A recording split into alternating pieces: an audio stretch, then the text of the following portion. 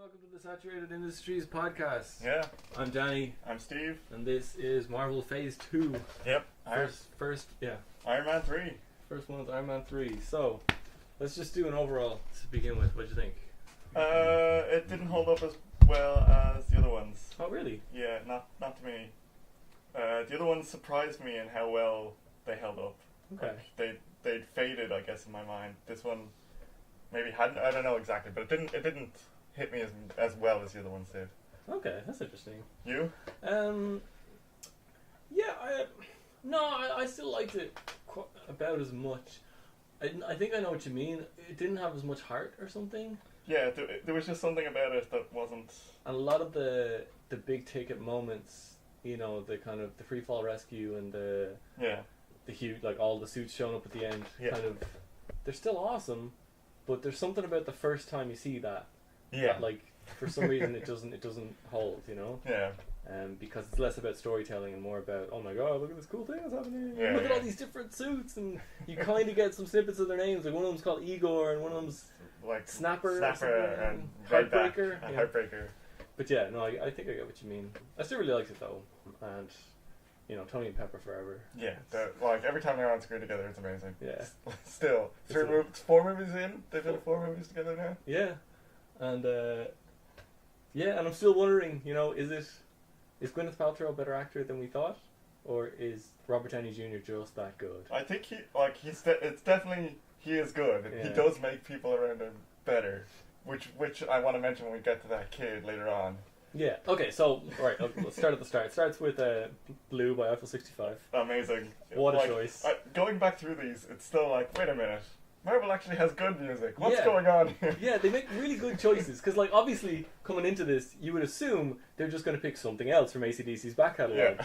But no, here's some Eiffel 65, just to throw you all the way back to 1999, which it literally is actually 1999. Yeah. When I first heard this in the cinema, and that like the song started, I was like, oh my god, because that was like the first song I bought on single. What? On like CD, it was that song. Oh wow, cool. So when I first heard it in the cinema, I was like, "Oh my god, this is amazing!" That was the first song I think, like it wasn't the first song I ever bought, but it was the first song that I kind of recognized was ubiquitous. Yeah, you know, it was like everywhere. there was a time when you just couldn't escape it. It was like people's ringtones. It was just it was in every facet of your life. So yeah, it was like just such a good choice. Yeah. And I mean, of course it went to America. Every song goes to America, but it was like by a French band, right, or something like that. Yeah, I'm not sure. I'm surprised that that Shane Black thought of it. You know, Yeah. this guy, I think he grew up in California or whatever.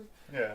But anyway, so it opens. It's 1999. For some reason, there's like this science conference In taking Switzerland. place on the millennium. Like the New Year's Eve, 1999. Science conference. They wanted to sneak it in before the world ended, I guess. Yeah, maybe just in case it's over. What do you got? Yeah. And almost immediately, like the first thing that happens as he's like Tony's kind of stumbling through this party and like chatting up Rebecca Hall. He runs into Insane. Yeah, which is amazing. Who like I think he mentioned to Tony in the first movie He that does. we met. You were drunk, and I can understand you wouldn't remember me because you were so drunk, and he Yeah. is so drunk.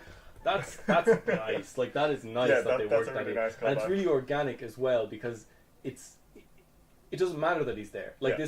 this is just something else that Tony was doing, and you know, of course, Tony would go to science conferences, and of course, they would be in Switzerland, and of course, he'd spend most of his time trying to fuck Rebecca Hall. Like, Yeah, and all of the science groupies that were there. yeah, they're like, woo, science! Like, walking around in cocktail dresses. Like, how did you end up here? Like, I assume they rented out this hotel for the conference. Yeah. What are these women doing here? But anyway, they're here for Tony Stark. Yeah.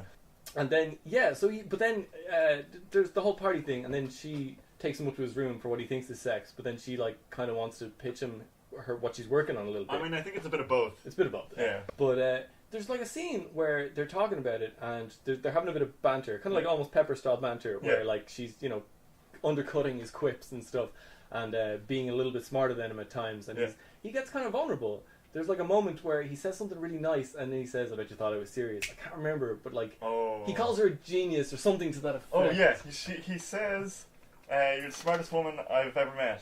And then she kind of smiles and he says, in Switzerland. In Switzerland. It's like, oh, you thought I was... This week. Yeah, this week, yeah.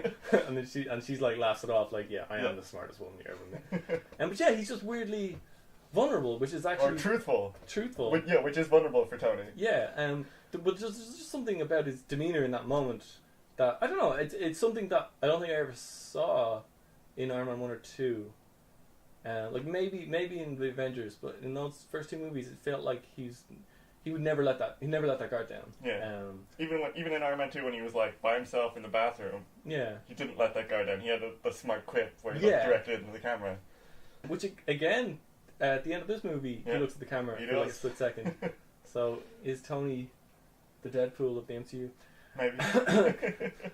And then there's that cool moment, like, so he's in the room with Rebecca Hall and she's going on about her plants that can regrow their things. Yeah. And she tells Happy, like, don't fuck with that plant. And so Happy immediately fucks it. And then, like, 30 seconds later, the plant explodes. No, Happy... The first bit before that, right? They go into the bedroom, and Happy, nods and closes the door, and then the plant explodes. Then the plant explodes, and Happy comes barreling through the door, tackles Tony to the ground, and starts yelling that he thinks it's Y2K. This is how it happens. Y2K, we're all going to die. I remember the Y2K panic, everybody thinking everything was going to go crazy.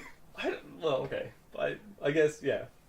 But in hindsight, it is pretty funny that he thought, like, the world was literally going to explode. Yeah. I'm not sure what... It's weird that in the same... That was the year... Like, Matrix came out in 1999, right? Yeah. Where it was positing this future where computers might take over our whole lives. Yeah. And we were actually so, like, computer illiterate that we honestly thought the world was going to explode because someone forgot to include two extra digits. Because Microsoft displayed the year, just the 2 digits instead of the full year. Because no one knew how computers counted time. So we were certain that one day we would create computers that were smart enough to wear suits and trick us. Yep. But we didn't know how to count. Right, so this is also where we, like, this is the first time anybody in the MCU, I would argue, displays a human reaction to the madness of the MCU. Mm-hmm. Like, to the utter definitely banana stuff that is going on.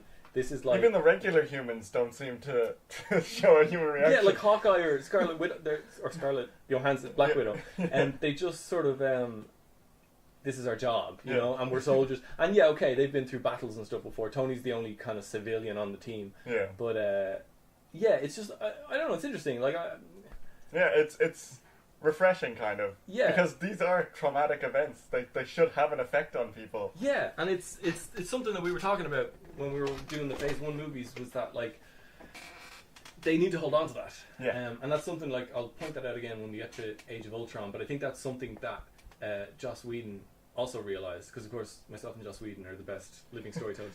But, like, that, like, because... Well, no, I shouldn't. Okay, I'm going to anyway. The moment where they go to Hawkeye's house. Oh, yeah. And he's like, Hawkeye has a family. He has children, you know? Like, he's a living, breathing man with a family. And that the studio wanted to cut it out. Because it was like, Age of Ultron was already like fucking 3 hours long. Yeah. They needed him to cut it down. He's like, no, not that scene. That's important. And this is sort of the, like, I guess this is the first time in the MCU where they're taking the time to display the toll that all of this is having. That the MCU takes on its characters. on its people. With, like, so Tony's in you know, just some bar or whatever with Rhodey just having a drink, and he's trying to get info from Rhodey because he's been seeing Mandarin broadcasts. Seen the Mandarin. Yeah, at this point the Mandarin's been introduced. Yeah, and it's scary and it's intimidating. And it's real, and it's very clearly, like, evocative of Al Qaeda. You know, it's like, here's me training my guys in the desert to specifically shoot the American president. And here's me, like, handing out food to hungry children and children praising me and everything. Yeah, I'm their savior, and I'm going to teach them to kill you. Yeah.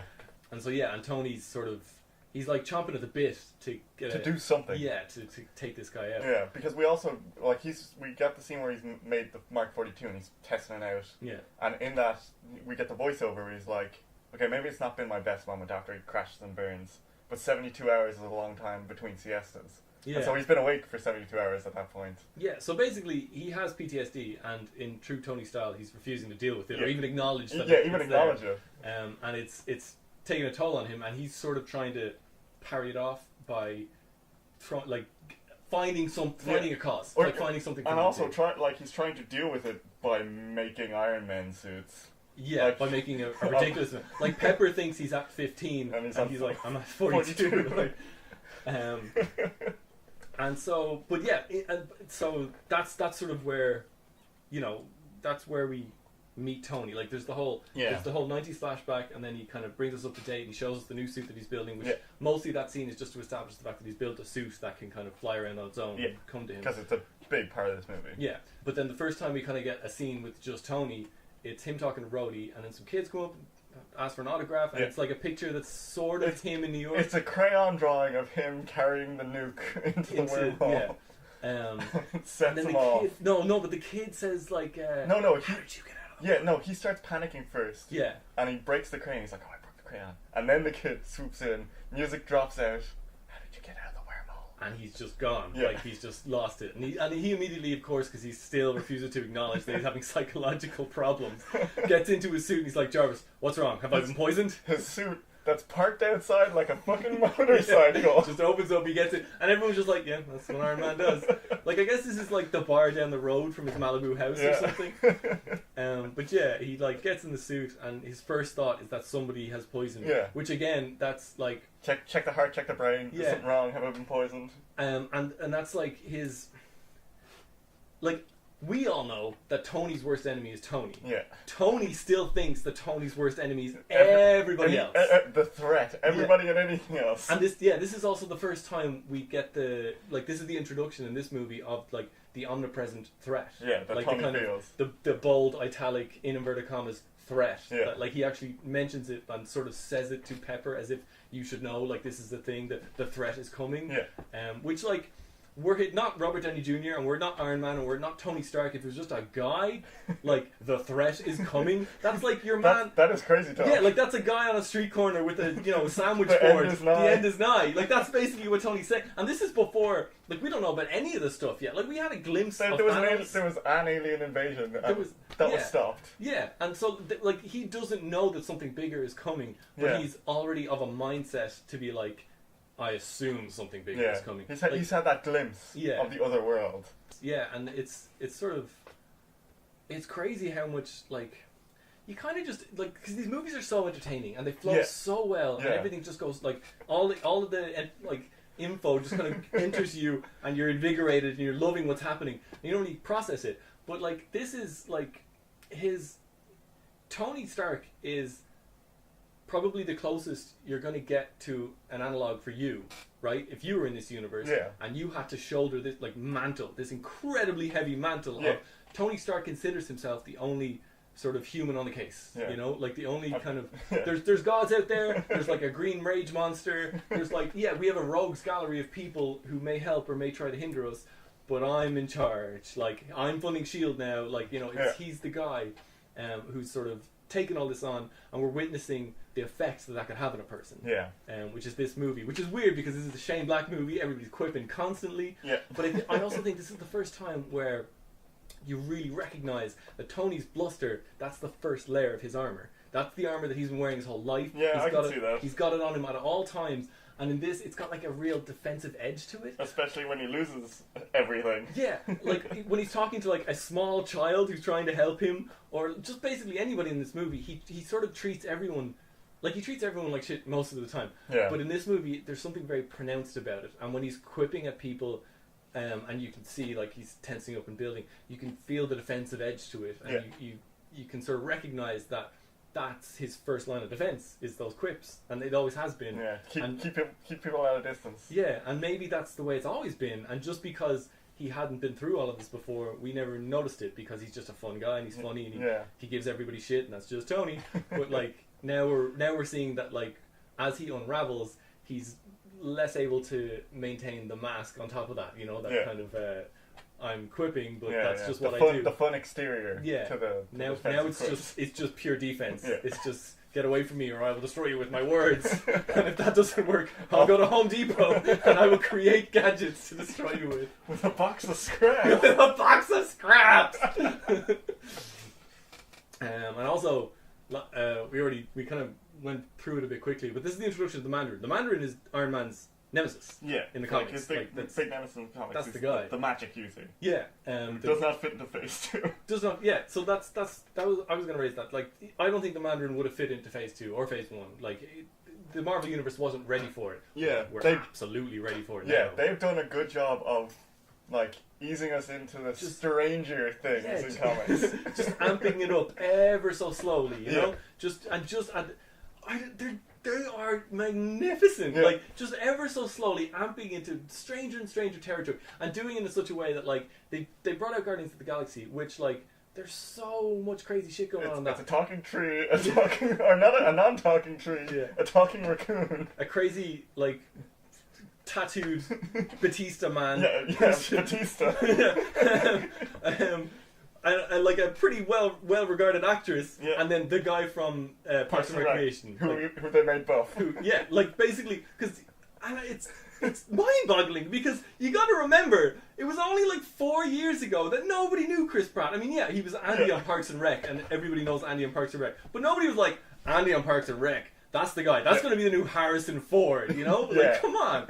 But they were so like they had this movie with all this wacky doodle stuff going on. But it was a movie about, like, 5 friends becoming a family, right? And then they had Doctor Strange, which was a movie about a surgeon, like a movie about a guy who you completely understand. He's basically Tony Stark, except instead of developing a suit of armor, he journeys out to a mystical place, and he meets a person and has the same kind of reaction to, you know, like, she tells him basically magic exists and you can manipulate everything. And he's like, I need to know everything.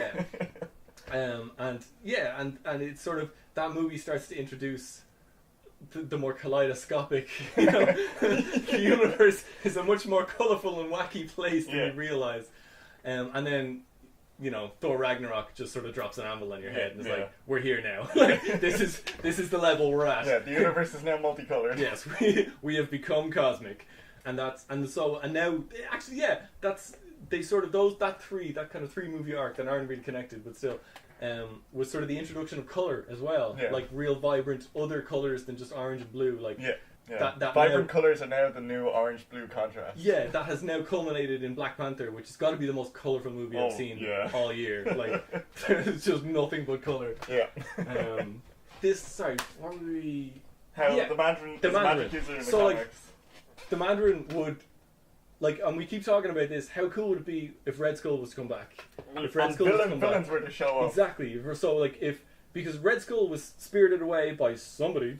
Or the Space Stone to the other end of the galaxy. And the Mandarin, despite the 10 rings existing and persisting all the way from Iron Man, before Iron Man 1 up to now, we've never seen the Mandarin. And we've seen other people who seem to be leading 10 rings. Or at least cells of the 10 rings. Yeah. So, like... Where's the Mandarin been? Like, what's he been doing? And if he's so pissed off about Trevor Slattery, and he is a magic user, which we assume when he does appear he will be, why hasn't he stepped in? We don't even have to really assume, because that one shot, like the guy breaking Trevor Slattery out of prison was like, the Mandarin has ruled for thousands of years, perhaps longer. Oh wow! Yeah, cool. So like he's definitely like the immortal one from Doctor Strange. The guy who makes the bargain with at the end? No, Tilda Swinton. Yeah, Tilda Swinton. She's been alive forever. That's a good point. Yeah, so like it really well ties together. So they really need to bring in the actual Mandarin. It would be amazing. Yeah, maybe he's like a renegade sorcerer supreme, like from way back when. Oh wow, that'd be incredible. But yeah, so like that's our pet theory that we're cultivating here, that each of the kind of linchpin heroes is going to have a villain. Yeah. And then Thanos will be sort of the leader of the pack. You know, that would be amazing. Yeah. And especially because I would love to see Tony have to deal with magic, because as of now, I don't think he still doesn't know about it. He doesn't know about it, and also going into Infinity War, the only magic users in the battle until like Thanos starts claiming rings are going to be on his side. Yeah. And I guess like Thor is technically kind of a magic user. Yeah, I suppose.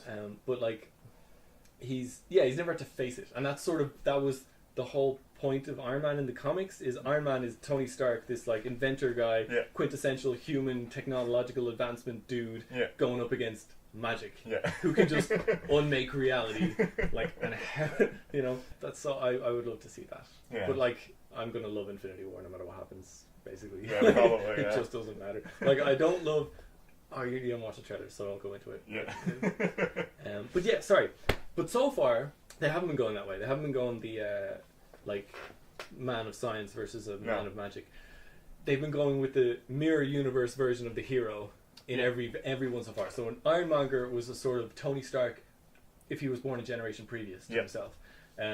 Sam Rockwell, like Justin Hammer, was Tony Stark if he just didn't have any charisma. Yeah, he just couldn't pull off what he wanted to do. Yeah, like he had all the money, he had all the know-how, and he just couldn't put it together. Yeah. And then Aldrich Killian is kind of the closest to him. Like he goes from being this dweeby weirdo to like really put together guy. Yeah. Pepper leans in for that kiss. Yes, like he goes for a kiss on the cheek, and she like turns her head to it. Like, that was bizarre. That was very strange. I'm not sure. Like, was that maybe? Does Extremis do like? Is there a pheromonal aspect to it? Maybe. I think this is more part of the Tony and Pepper's relationship. Always changes between the movies. There's always some like big hot change. And cold, yeah. There's always some huge change between the movies, and I think that's like to indicate something's happened there. Yeah. Because they aren't like. They aren't in the best place at the moment. Yeah, they've moved in together, but it's like you get the impression that since they've moved in together, things have ironically gotten worse. Yeah. Because Tony hasn't they sleep in the same bed, but Tony's never in the bed. Like yeah, and then we get that scene where Pepper comes home and the Iron Man suit is like waiting there, twiddling its finger on a couch. Yeah. And then we find out that it's empty and Tony's downstairs. Like doing pull-ups. Doing pull-ups and research because he's a genius and apparently he can do that. He's a genius and also just a piece of shit. Like, just like the worst boyfriend. Like, what the fuck? Then that's like Pepper gets mad, and that's when Tony's like, "No, wait, I've been a hot mess since New York. Something's happening to me. I've come down here and tinker." Okay. And then she like reaches out to him and is like, come on, we're gonna get in the shower together and we go to bed. And then Tony has the like night terror, and we get the Mark 42 coming to save him. And that is a scary scene. Yeah, that was a really scary scene. Yeah, it lasted like 3 seconds, and you're just like, oh man, if I lived in the same house with an Iron Man suit, it could kill me and I would be dead. Yeah, and because I remember the trailer for this, and I saw that scene. Yeah. And I remember thinking, because I didn't know that there was an autonomous suit yet, and so because in the trailer you can see that Tony and Pepper are in bed together, and the Iron Man suit grabs her. So I was thinking maybe Pepper is having a nightmare. And for some reason she's become afraid of the suits, right? Or like that Tony's become too obsessed with the suits or whatever. Yeah. And then when I saw the movie, I still thought it was a nightmare. Like, so it happens, and then like there's like the 3 seconds where you're like, the thing grabs it, pulls her off Tony, and then you're like, okay, now she's gonna wake up, but she doesn't wake up. No. And then Tony wakes up, and he's like, oh my god, power down! Like, and strikes the suit and falls to pieces. Karate chops it. And then and they're both fucked. Like, she gets up immediately and she needs to be out of the room, and he's like, just hold on. He's recovering from a night terror. Yeah. And it's like, just so he slips it. And he's like, no, it wasn't meant to do this. I need to recalibrate and try to like fix the situation, because that's what you have to fix everything and protect everything. And she just can't deal with it because it's terrifying. Yeah. God, that would be terrifying. Yeah, okay, so maybe, their relationship is just a bit whatever. Yeah. But the thing is, so in that case though, I'm not sure that works, because she's totally in Killian's hands, like with the whole the brain scene, and like and he's being real eloquent and like charismatic and stuff. But then as soon as he says like, so Tony used to be the CEO, but now we have a new genius on the payroll, and I think she had more ambition than him or something. He's like, it's going to be a no. Like, she just straight away, okay, I've seen through you. Yeah. No. Yeah. But then the kiss happens after that. It happens when he's leaving. Yeah. And so I don't know. I feel like she saw through him, but then somehow was also still a little swayed by him. But still, it was amazing to see him play basically Justin Hammer, if Justin Hammer had been played by Guy Pearce. If he just got a slightly taller, slightly more handsome guy. Yeah. And then, she comes home. To the giant bunny, by the way. The giant bunny is so big it won't even fit in the house. Yeah. And then goes down and catches them, and they have like a bit of a fight, and then go to bed.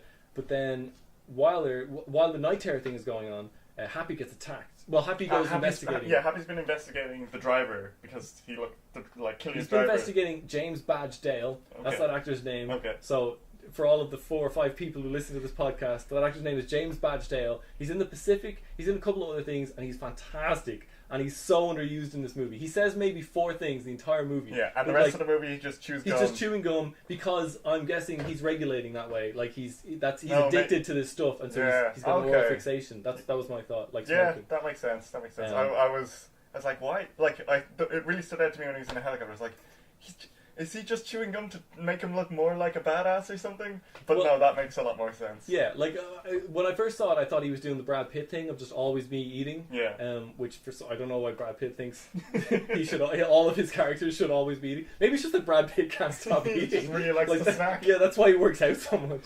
But no, that's on further viewing. I think it's probably to do with the regulating. But anyway, so Happy's like being pretty. He's sort of like he's super competent to a point. Yeah. But anybody who's even a slight bit above that point, and Happy's way over there. And so he almost gets the drop on this guy, but of course he doesn't know this guy's got extremis in his bloodstream. He lands a solid punch. That would have dropped a normal person. Yeah, like I think he broke the guy's nose, and then the nose reforms, and also when the guy reaches for the thing, Happy's quicker. Like he manages to pull it back. Okay, yeah. But maybe still the guy might have just been toying with him. Yeah. But anyway, so I'm wondering about this. So they have a little bit of a fight where I'm pretty sure James Badge-Dale was just kind of posturing, and then he throws him over and it's like, fuck you, dude. And then he's going over to pick up the thing that dropped out of the other guy's case. And then the other guy, turns around. Already injected himself. He's already inhaled the stuff, and he's screaming at the guy to help him. And the guy kind of looks like frustrated or something. Oh, for God's sake. So my impression, from his actions in the scene, right? Yeah. He gave the guy the stuff, and he left. But as he was leaving, Happy confronted him. He saw that Happy had taken one of the things from the breach. No, sorry, he confronted Happy. He confronted Happy, Like, oh, it's you. Yeah. Because I think he was just that little bit more confident in Happy, and so he knew he was being tailed the entire time. And then, so he knocks Happy on his ass, and then he goes over, seemingly, maybe to finish Happy, but maybe to pick up the thing, which is the only evidence, I guess. Yeah. And then the other guy loses his shit, doesn't regulate, and explodes, But then the broadcast later says it has the fortune cookie thing. He's like, and so we blew up the other Chinese facsimile or whatever. Yeah. But that was an accident. I don't understand. Well, they do say later in the film that the Mandarin was dreamt up to claim ownership for accidental explosions. But I thought that's the lie they told Trevor. But I think, maybe. Well, maybe it's both. Maybe it's we actually had some accidental explosions and we had some planned ones. Okay. Or maybe they just, doubled his dose, gave a double dose to your man so that he would explode whenever he took it. But then in that case, first of all, how did they know that he would dose right there? Because he's an addict and he hadn't had any in a while. For sure. However, when he was given the case, he immediately went to leave and Happy bumped into him and knocks the case. That's true. Maybe he's going to go around the corner or something. I don't know. Yeah, it could just be what's the word? They just needed the logistics for that scene. It just had to work out that way. A contrivance for the scene. Yeah. But I don't know. I was just wondering about that. Because like you said, he was dreamt up to claim responsibility for accidental explosions. Maybe the Chad Davis guy who they investigate later in the movie was a genuine accident. Yeah. But in that case, it also seems when we finally find out that guy as if he wasn't all along. When it's very obvious he's the villain from the very beginning. When the movie deigns to let us in on the magnificent secret that Guy Pearce is the true bad guy, he makes it very clear that this is 100% part of a conceited effort to frighten people into a war on an eternal war on terror. And also so that he's gonna play both sides of the war against each other. Yeah, so he's in control of the antagonist. Yeah, he's gonna put the vice president in control, and the antagonist is him. Yeah. So anyway, that's I don't know. This is a thought I had. Anyway, and then so Happy gets fucked up. Yeah. And then Tony goes to visit him in the hospital, and as he's leaving the hospital, there's press everywhere because press followed Tony around, and that unusually handsome reporter, if he even was a reporter, he's a very standout person. He just has a phone. Yes. So I don't know if he's a reporter or if he's just the unusually handsome guy from that marathon just decided to pop in and be just asking. And Tony openly He vows he's gonna kill someone on national television. Yeah, he provoke, like he threatens the Mandarin directly, and like kind of provokes him into a fight. Yeah, like, and here's says, my address. And then says, I don't care. It doesn't matter. You just gotta die. Yeah, it's like I just decide you just died, and if by any chance you're not a coward, here's my address. Yeah. So Tony's like fucking thermonuclear tilt. Like, yeah, he's not in a good place. Like some angry, like okay, yeah, Happy is in a coma. Happy's been his friend forever. Yeah. So yeah, he's definitely not in a good place. Happy's backstory, by the way. I mean, I know he's not going to get his own movie, but I'd love to know how they met or what the connection is. Because like I know the reason he was Happy Hogan in the original Iron Man movie is because Jon Favreau directed the original Iron Man movie, and Jon Favreau was Happy. But like, they've really woven him in. Like he's really well. He's knitted very well into the mythos now. Because he's in Spider-Man. Like he's still running the Stark or the security for the Stark organization. Where he takes very seriously in this movie. Yeah. Badges. But yeah, so Tony's like 100% on tilt, goes home, sees Rebecca Hall again. So he's like, Rebecca Hall just drives into his house. Yeah. Are we still at Ding Dong? We're supposed to be at DEF CON lockdown. God damn it. He like goes to the door in the Iron Man. I threaten the terrorists. Who? You, get out of here. No, she's like, you're not the Mandarin. Are you the Mandarin? Are you? Are you?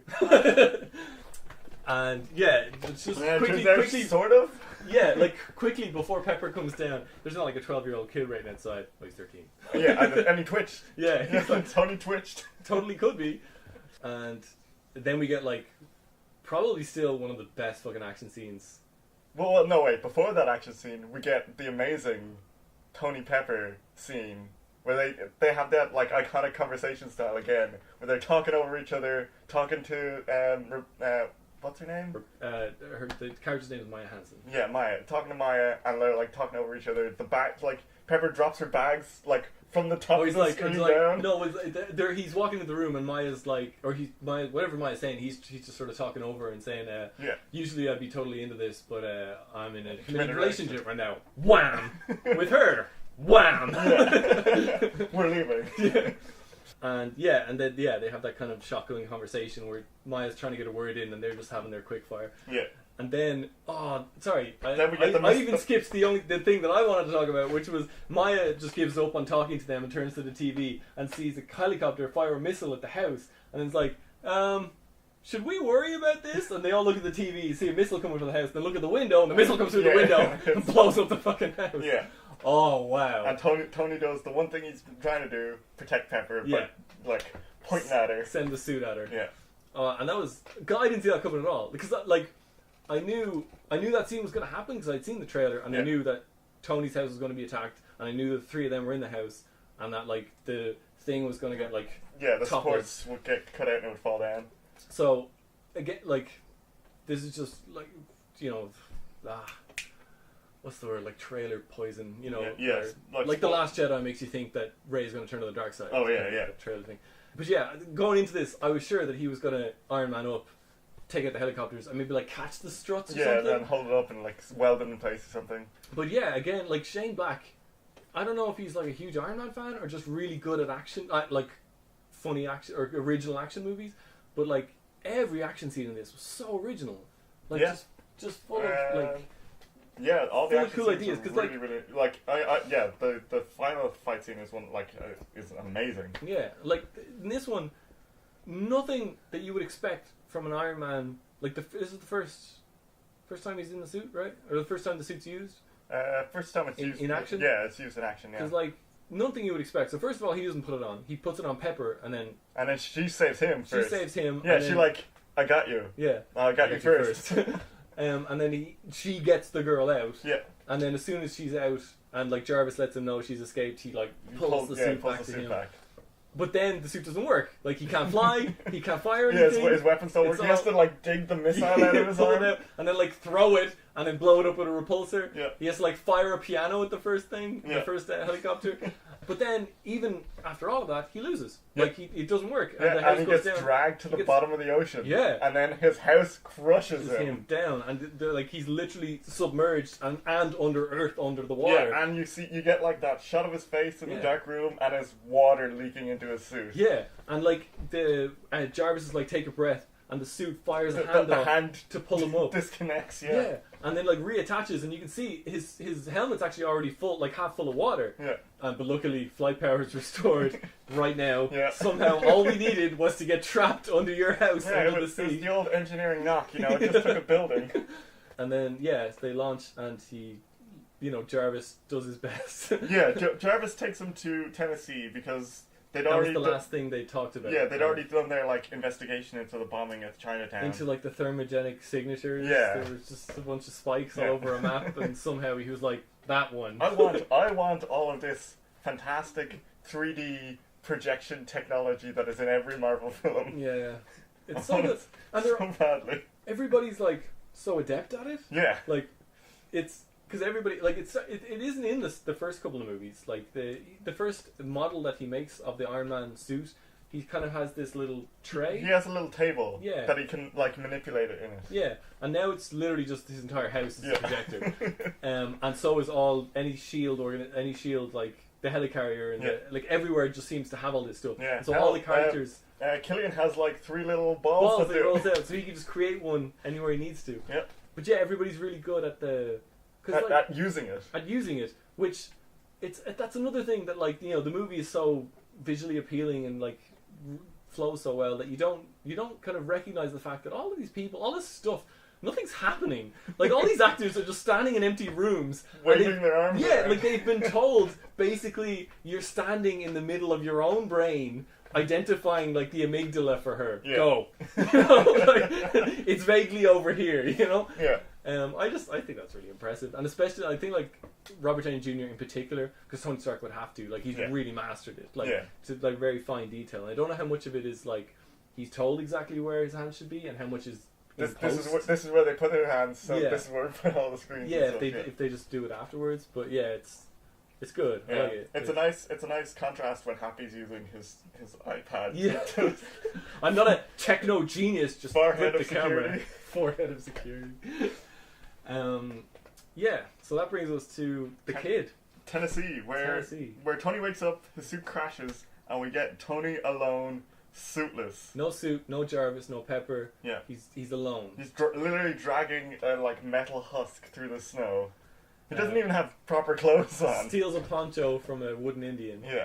Wooden Native American. So this scene where he's like walking through the woods, it's pretty good at making you feel like this is like obviously it's like the low point of this story for the hero. Yeah. And it does a pretty good job of that. But then I remembered that Tony Stark built Mark 1 Iron Man suit in a cave with a box of scraps. And that was like, well, he's going to get out of this because he's Tony Stark. Yeah. But I think, he's always going to get out of it. He's always going to be able to build a new suit. He's always going to be able to invent his way out of whatever situation he finds himself in. But this is a sort of... This middle act is... he's forced to deal with his demons. Yeah. Like, he has no distractions. He's no suits, he's no Pepper, he's no Jarvis. He's alone. All he has is this kid who's sort of the surrogate Yinsen. Yeah, exactly. It's like young Yinsen, basically. Who's just a sort of wise, if a bit... Kind of like a Yoda. Kind of like wise and weird kid who just sort of... Who provokes him as well, not in that Yoda way, just kind of pushes him and pushes him and pushes him. Yeah, it's a nice play on the hero's journey where they have to meet like a wise old man who teaches them ways. It's like a wise young kid. Yeah, and there's just that scene. I don't know if it must have been improvised, because how do you script like the thing where the kid's talking to him? He's like, "Are you gonna freak out? What is that? What happened in New York? Why don't you talk about this?" It's like, and then he's just like, "Kid, stop it! Shut!" And he's just like amping up. This is where I don't know again if it's Robert Downey Jr. in like infusing scenes he's in, or if it's the writing, or the kid's actually a good actor. Because it finishes with the kid sticking his tongue out at Tony Stark. The kid just goes, sticks his tongue out. And that's it. And Tony is gone. Like he just snaps completely. He's like, "Oh, you did it now," and it's like, I can't. Did Shane Black write that on paper? did that kid come up with that by himself? Did Robert Downey Jr. suggest it to the kid? Did they just go back and forth for like a half hour on set, just doing stuff until the kid was like, "I got nothing left." Yeah, and Tony's like, "That's what you gotta do." Like, put that in a movie. We're done. I don't like it's. I can't imagine where the idea for that came from, because it was real kind of like, you know, there was a perfect way to end that like build up. Yeah, like because they were having this like Tony Pepper quick fire dialogue back and forth, and the kid was just like, yeah, just punctuating this nonsense. And Tony just has like a series of panic attacks, like really bad all throughout the movie. Yeah, and they get sort of worse as it goes on. Yeah, and he gets less and less able to deal with them. Like, it kind of, when it starts off, he just sort of shrugs it off and finds something to do. Yeah. And as he runs out of things to do, he distracts himself. Yeah. And as those distractions are taken away from him, he becomes less and less able to deal with it. Yeah. And spends a lot of time with this kid, learning about his father. And, you know, which happens, fathers leave, no need to be a pussy about it. And,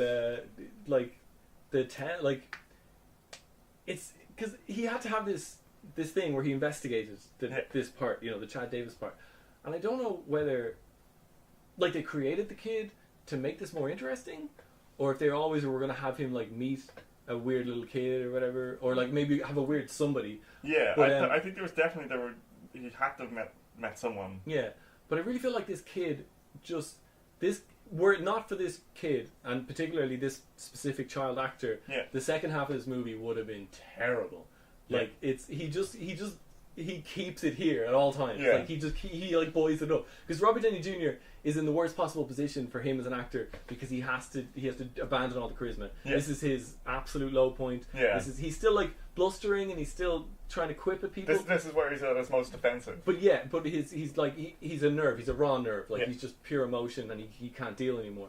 And he sells it really well. Like, there's horror on his face. You know, like he's a very distraught man. But this kid keeps it up. You know, this kid is being the Robert Downey Jr. in the scene of just sort of buoying everything else up. And he's a young inventor. He's got his spud cannon. Yeah.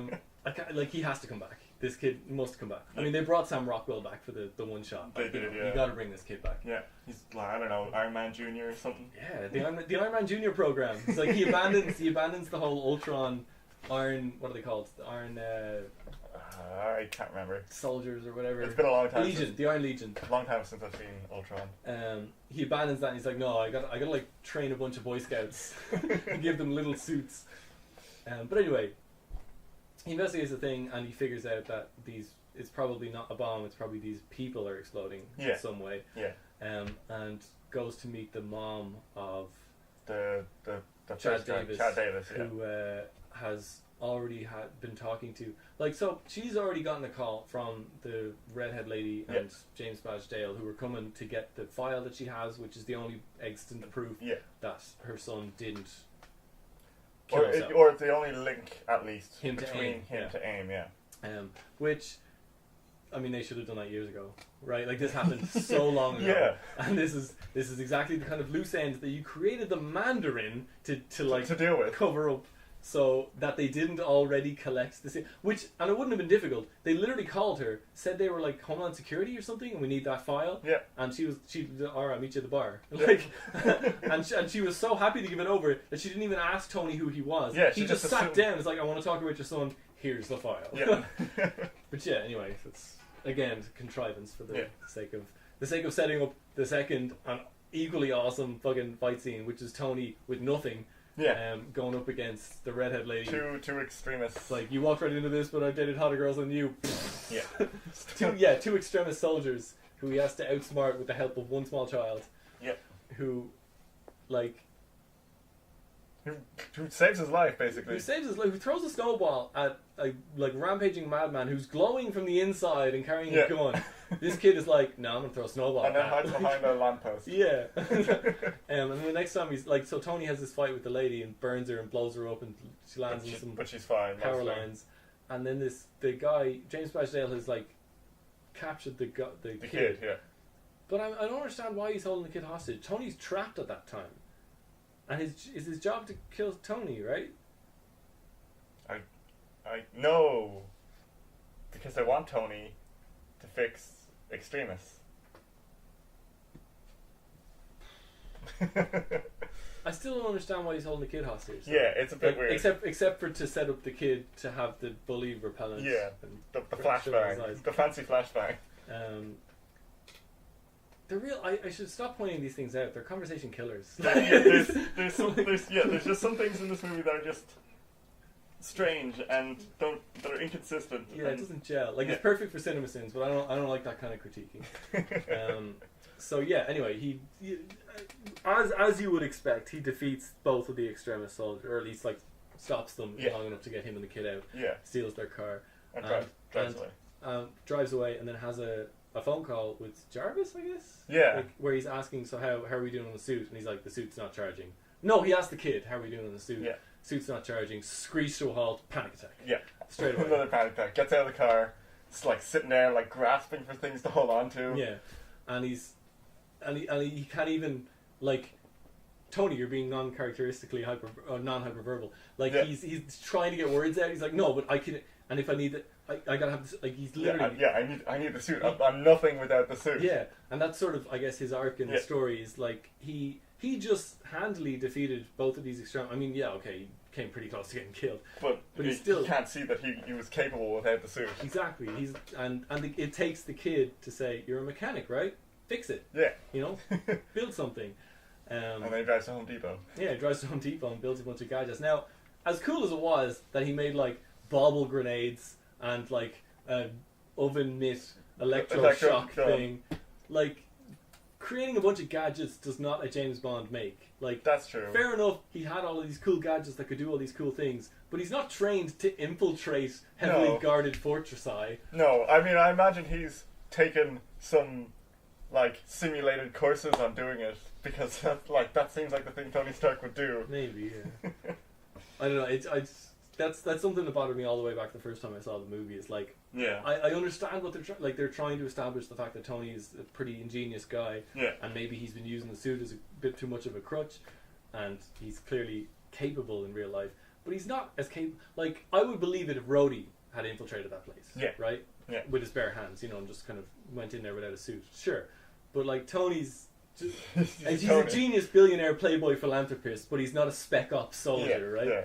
But it was cool. Like, it was all the basically it wasn't even a fight. It was just a bunch of gags in a row. Like, although very deadly gags. Very deadly gags. Like, he made a nail gun that shot people 3 times. Yeah. Threw grenades at people. Like, electrocuted people. Yeah, he shot a guy with the fountain and then dropped a grenade in the fountain just to make sure. Like, and then we get the rug pull. He gets into the house. Yeah.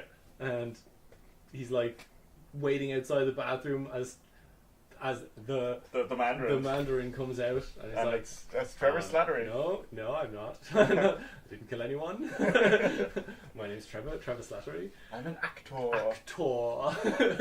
From the theatre. They found me. There's no two ways about it. Doing things on the street. And they did. They knew about the drugs. What, they told you to get the off them, but they told me to give me more. Yeah. Oh wow! Like, such a rug pull. Like, this was the divisive thing of the movie for everyone when it came out. Yeah. Was they had Ben Kingsley as the Mandarin, and he was amazing in the role of the Mandarin. Yeah. And then it turns out that he's not actually the Mandarin. And then the Mandarin is Aidan Killian. Aldrich Killian. Yeah. But then again... Who isn't actually the Mandarin. He isn't actually the Mandarin. Thanks for the one shot. Which... Like... I don't know if, like, maybe they shot the one shot afterwards? They definitely did. Oh, okay. Because all they had to do was leave out that scene where... It's in such an expository way. Yeah. Kind of like, you wanted the Mandarin, right? Well, here I am. I'm the Mandarin. I am the Mandarin. Yeah. Like, making such a huge point of it, as if we didn't already cop that. Like, he was behind it all. Yeah, it's not even. He doesn't even need to be the Mandarin. At that point, I was just sort of thinking, okay, so the Mandarin is a code name. Yeah, it doesn't exist. Yeah, but yeah, I wish they hadn't established it with such ferocity, because. Oh my god! By the way, I assume you've seen the one shot before. Yeah, I had never seen it before. That was it's an amazing one shot. It's absolutely incredible. Like, holy shit! Because that's the second time Scoot McNairy has showed up in a film and then turned out to be there to like kill somebody, right? Like, specifically shown up in a superhero film and been this kind of unassuming guy who's like put upon, and then turns out, no, I'm here to fucking murder some folks. Oh yeah. And like somehow in 10 minutes, like I felt so bad for that black guy who's protecting the Mandarin or protecting Trevor, who was and all his manservant? No, butler. Butler. Butler. Like him and his friends who are all just like basically they're just fanboys. They just love like do the accent because he's got like a cult of personality about him now. Yeah, and enough that like a majority of the prison inmates are willing to back him against like other gangs. Yeah. But yeah, and so like this guy has like a gun, I guess, in his camcorder. Yeah, and he like presses the button and the camcorder like assembles a gun. Yeah, it's so cool. And then shoots all of the, I guess they were the guards. Yeah, there's guards around. And then the black guy rushes him, and I was like, oh no, not him! Yeah. And he like turns out one of the tripod legs is like a baton, and he's just beating him to death. And then Trevor gets the drop on him, and then immediately loses the pistol. Yeah, it's like, I'm an out of work actor. You don't know what I'm capable of, and he's immediately he's disarmed. He has so many moments like. I kept waiting for the second rug pull, right? So in the movie, where it turns out he's actually the Mandarin. He's the Mandarin because I was waiting for that as well. Because in the movie, right, there's the moment where after Tony, like James Spatchdale gets the drop on Tony and knocks him out.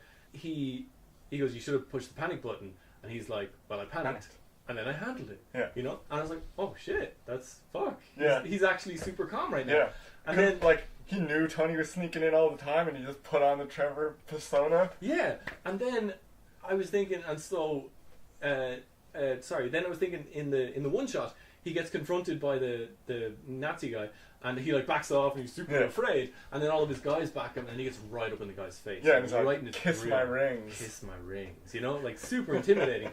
And then again in this moment where he gets the drop on Scoot McNairy, and got a gun to the back of his head, and he's got, like you said, he's going on like, I'm an out of work actor, you don't know what I'm capable of, and thanks to the good people at CBS, I'm well trained in how to handle a handgun, and then he immediately takes it from him. It's because they keep making it seem like, oh my god, he really is the Mandarin, not a joke. Oh my god, he really is the Mandarin, not a joke. I mean, even he like even says it himself. Once you inhabit a role for so long, you become it, and it becomes you. Yeah. I would love if the Mandarin is a power.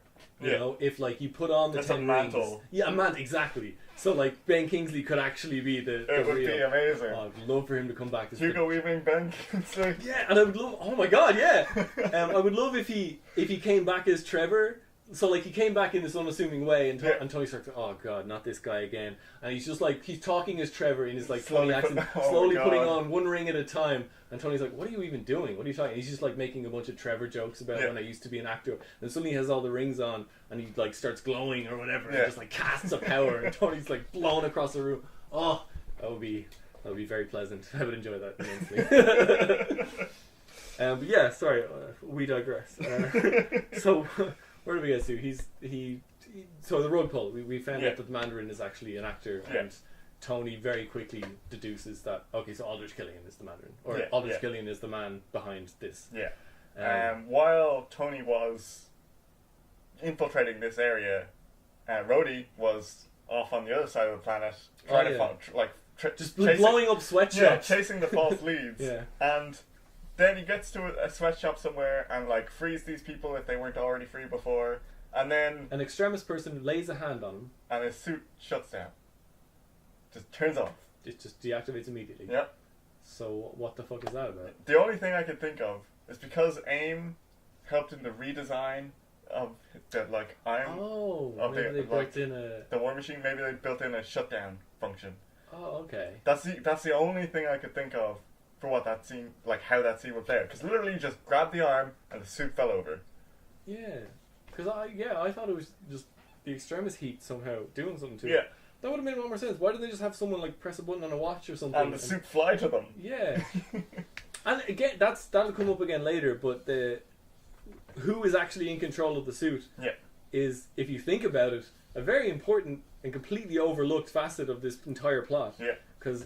Anyway, we'll talk about that because it's more important when the president comes in later. Yeah.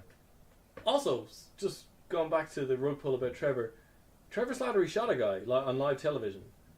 He didn't. It was a blank. But it was live. Yeah, but you don't see the guy. You just see the Mandarin point the gun down and fire. Oh, I didn't know that. Yeah. Okay, never mind. No, because I was just going to be like, well, how did Trevor not know that he killed a guy? I mean, probably the guy was dragged out and shot. Yeah. But Trevor didn't do it. Okay. Alright, well then, yeah, never mind. Also, sorry, still in that scene, in the scene where he shoots or pretends to shoot the guy. Yeah, so he's calling the president. Or getting the president to call him. Just to prove to the US public that I can make him negotiate. Yeah. But Killian's there. Like, Killian's in the house with him. And I would have thought the whole point of creating a Mandarin is to never be in the same room as him. Yeah. Right? Because he's your decoy. Like, he's the you guy. You don't want to be associated with him at all. Yeah. So what's he doing there? What? There's so many people there. There's like stagehands and like this is a production. Yeah, there's like a production team. And like Trevor, fair enough, you are keeping him drugged up to the gills. He has no idea what's going on in the outside world. But these people this is their job. Like there's like a girl who's just working the sound desk, you know, and there's cameramen and there's grips and there's ADs. Like and Killian walks in and says, "The master's on his way. Don't make eye contact if you don't want to get shot." Yeah, and like as he pulls up in like the SUV. Yeah, the what's the word for that thing? Convoy? It's not a convoy. No, motorcade. The SUV, the evil black SUV motorcade pulls up, and he gets out of one. But like, out of every other one, gets out a man with an automatic weapon, right? Yeah. And like, the whole place is guarded by men with automatic weapons. But the people inside, like, you can't be a career criminal terrorist and also have like studied AV film visual. Like that's why all of the footage of the Mandarin in the field, which is modelled after all the Al Qaeda footage, is shitty. Yeah, all shaky cam, like people just running around. They have no idea what they're doing. They have no idea about lighting. They have no idea about sound. Like, but this production, the thing where he calls the president, that's clearly well lit and well shot, and it's on a set. Yeah. Like, it's made to look like they're in Afghanistan, but they're in fucking Miami. Yeah. And all of these people, number one, this is their job. I assume they weren't all shot after they did it. Yeah, I assume they're getting paid to do it. Yeah. Well, unless they all, like, believe in the dream that Killian has sold them. But like, which dream? Because, like, Killian, there is no Mandarin, there is no 10 rings. Killian is using the iconography of the 10 rings, but he has no affiliation with them whatsoever, which Coop McNary makes clear at the end. Yeah. So this is just him co-opting an existing terrorist organization that seems to, at the moment, be dormant. Yeah. And just, like, deciding this is their leader, and I'm putting him on TV, and he's the guy you need to be afraid. He's the Osama bin Laden. Yeah.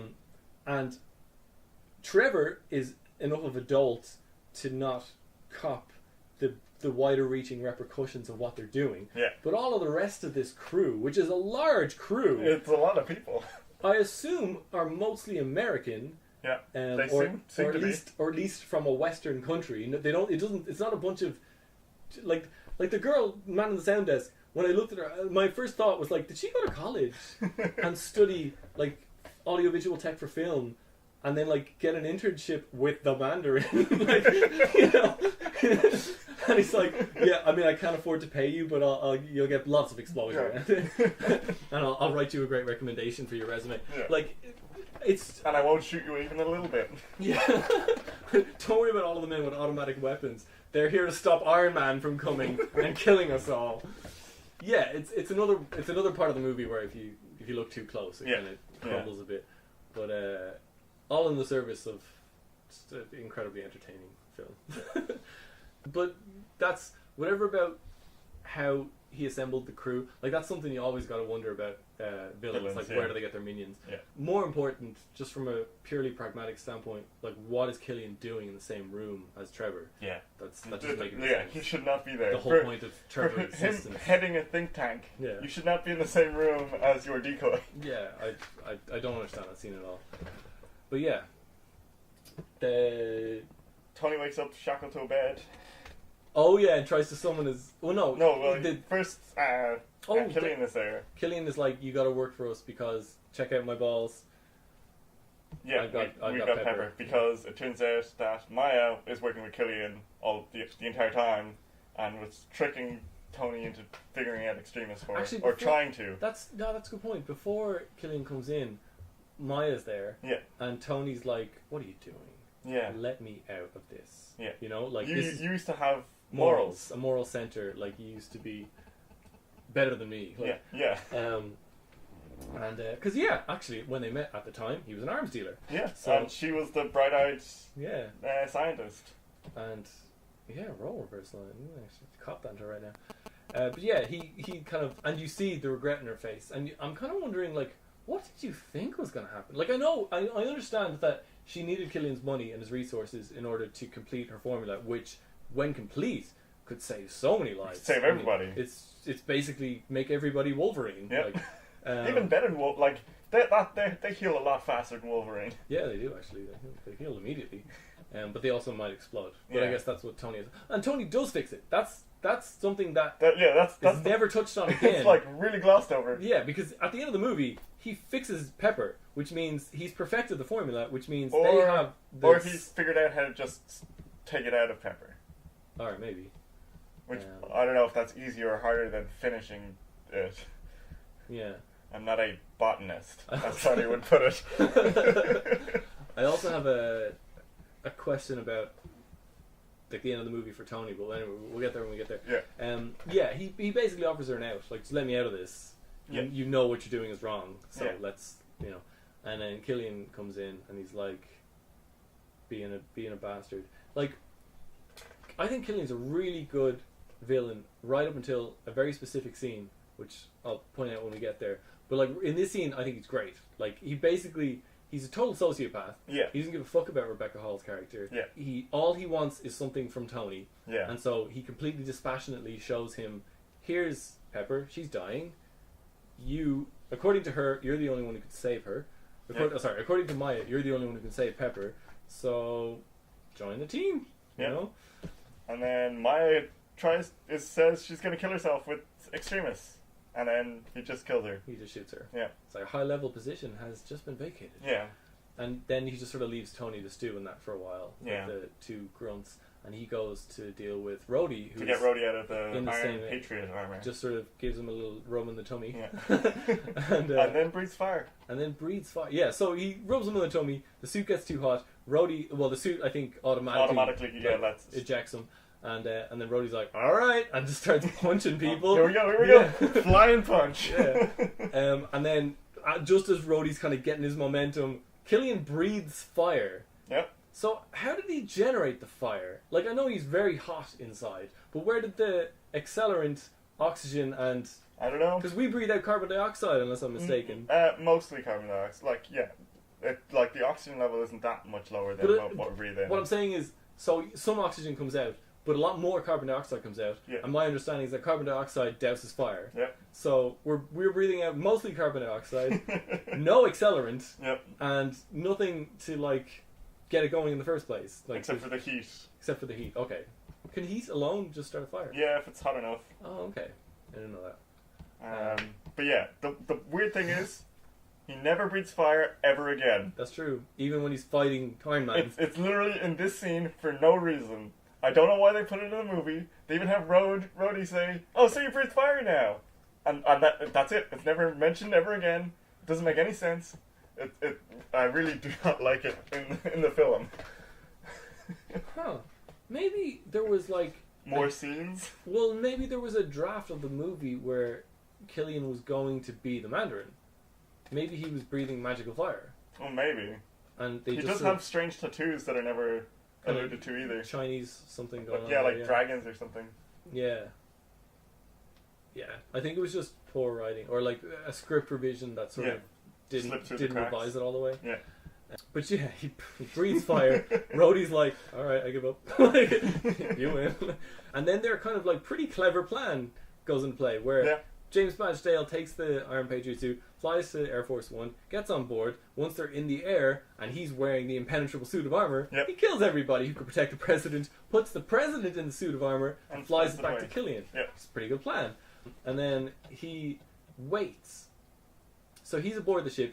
He's locked everybody in the he's like putting on his parachute, messing around. He has a parachute. He's like has a captain's hat on. Yeah, And he's like fucking around with the oxygen mask things. Yeah, he's just sort of like enjoying his time that he's like done his job, I guess. Yeah, I don't know. I feel like he was just waiting for, like he was just allowing Iron Man the opportunity for him to like, you know the way he's like looking at the window and he's like, did I hear something? And he turns this way and then Iron Man's hand comes out the other way. Yeah. It felt like an elaborate setup for that, when everything I know about this guy so far in the movie tells me as soon as he's done his job, he's jumping out of the plane. He's getting out of there, yeah. And he doesn't know Iron Man's coming after him. Yeah, and also, it seems like this entire... It's all a setup for... Like, he's going to trigger this bomb so that Iron Man has to go save these guys and he can escape. Although Iron Man kills him before he gets a chance to escape. Yeah. Because he has a bomb already set. Right, yeah. So... I think he was going to trigger the bomb when he jumped out. Like, he jumps out of the plane, triggers the bomb. So the plane crashes. Yeah, but the bomb specifically blows off the aft door. Yeah. It doesn't blow up the plane. It blows up the aft door, to suck everybody out. Which is the door of the room that everybody's trapped in. Yeah.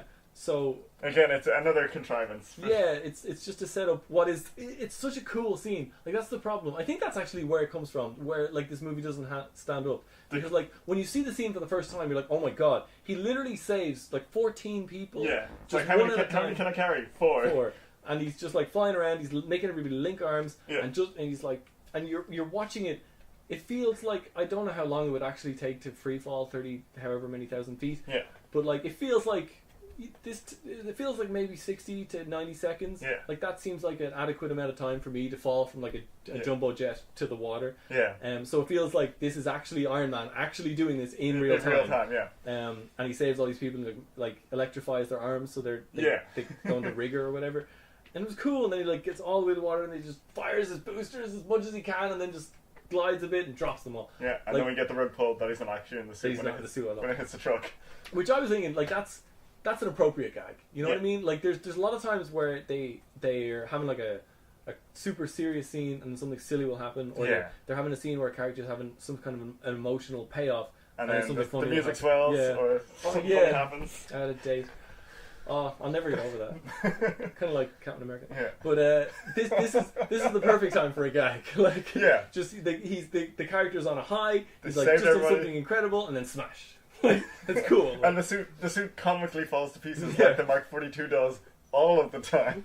I do love how it just it falls to pieces all the time. It is pretty funny. And I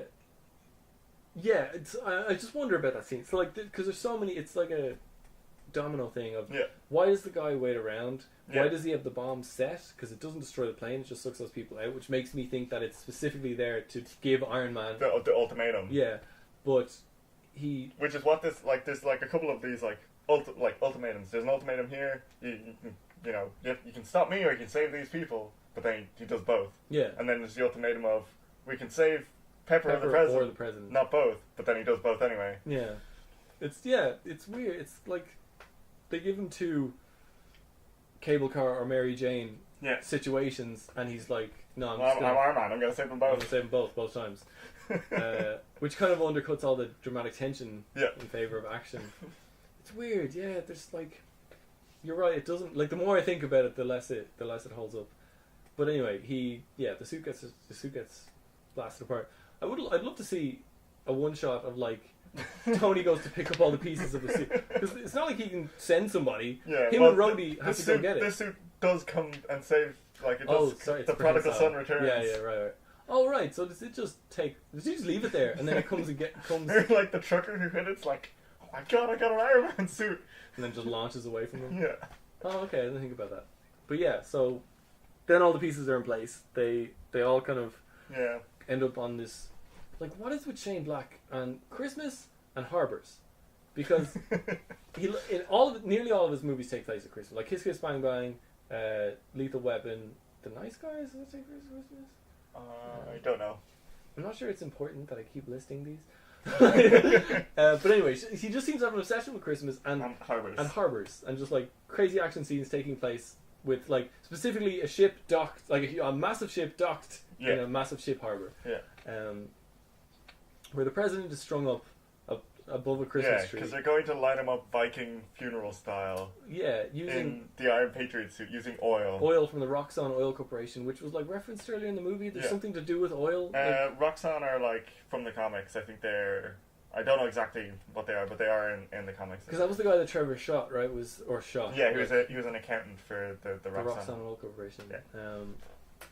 Yeah. So they basically like Tony knows the suits are coming, but him and Rhodey like play kind of, we're gonna infiltrate this place, and he does the whole thing of like he looks out to see how many people there are, and Rhodey's like, how many? He's like, oh, it's too fast. I not looked for long enough. Yeah, I just glanced, and they just they play that game for a while until they're like hemmed in and trapped, and then Rhodey's like, oh, I wish you had loads of suits. I could really use a suit right now. And then like you see the one prick of light, and then it splits out into two, and then and Rhodey's like, is that what I think it is? And then it's like one. That scene and a lot of this fight scene I really like. Yeah. It's really, really enjoyable, but just like the whole movie overall, it just doesn't do it for me. There's a lot of creativity in the action, but not a lot of creativity in the plot. Yeah. Or, well, maybe there's too much creativity. Maybe it's there's not a lot of cohesion in the plot. Yeah. Where it feels like they wrote the action scenes first, and then they tried to daisy chain it all together. Yeah, exactly. But that said, oh my god, this scene is so incredible. Like, just the sheer, I assume there's probably precedent, like all these armors exist, all these versions and variants probably exist in the comics, yeah. But just the uses they came up with for all of them, you know, like there's the one suit that can split into 8 pieces, like flies at a bunch of guys who are on different levels of the punches them all off, and then there's like the one of the suits explodes near the bottom of the ship, and the ship's about to like keel over, and he's like, send in Igor, whatever. And he like buffs it up under, and like his spine extracts. And, like, when I saw that one, I was like, is that the Hulkbuster? The Hulkbuster, yeah. I think everybody thought that because it has the Hulkbuster face. Yeah. And then there's like the jackhammer one. Yeah, the one with the jackhammer eyes. Yeah, where it's like it shoots the ground out from under them, and then they get launched in the air, and it shoots them out of the air. Yeah. Oh, it's really cool. Yeah, it was like seeing all of the different Iron Man suits was amazing. Yeah. Even this time, after seeing them all before, it was still amazing. Yeah. And seeing like just the choreography of some of the fights, like Tony's like, Jarvis, I need a suit now. Jumps out in the air to get into a suit, and it gets blown out in front of him, and he's like, just falls. And this is also, so we're kind of, it's happening. It's all concurrent, but like this is where Killian loses me, because this is the scene where Pepper has sort of, I guess her body's accepted the extremis, like she's not going to die right now. I'm not sure now. Yeah, I mean, she's less ambiguous. She's as in control as James Badge Dale character, I'd say at this point. And so he's having a conversation with her, and he intimates that it's not just about hurting Tony. Yeah. And I think she says like, so I'm a trophy or something to that effect. And he makes this like unbelievably like this creeper face. Yeah. Like the example of a creeper. Yeah. And I'm like, why? Why'd you do that? Like, he's actually a pretty decent character. He's got a genuine axe to grind with Tony. He's got, you know, the same kind of technical know-how, like, from a different scientific field, but, like, he's, you know, at the same level. And he's, like, he is Tony 10 years ago. Like, he's figuring out a way to make the most profit for what he's going to be able to sell when this, you know, all culminates. And then, as if, but he's still recognized to be a bad guy. Like, there's no reason why the bad guy can't also have a genuine axe to grind against the hero, and a genuine plan that makes sense and, you know, it's cohesive. Yeah. But then they just add this extra unnecessary layer. Like, they just overdo it, where he's like, I basically want to rape you. Like, I basically want to take you from Tony. And keep you as a trophy. And keep you as a trophy. So essentially, you're just going to be my concubine or whatever. Yeah.